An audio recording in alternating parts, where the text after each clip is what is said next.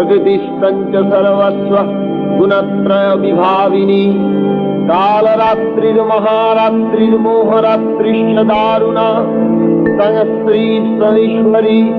तं ह्रीस्तं बुद्धिर्बोधलक्षणा लज्जा पुष्टिस्तथा तुष्टि तं शान्तिष्कान्तिरेव च खड्गिनी शूलिनी घोरा गदिनी चक्रिणी तथा शंखिनी चापिनी बाणभूषण्डी परिघायुधा सौम्य सौम्यतराशेष सौम्यवस्त सुंदरी परापरानां परमा तमेव परमेश्वरी यच्चित् क्वचिद् वस्तु सदसदखिलात्मीके तस्य सर्वस्य या शक्ति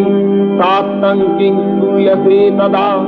जया तया जगत् सृष्टा जगत्पादात्मिजो जगत्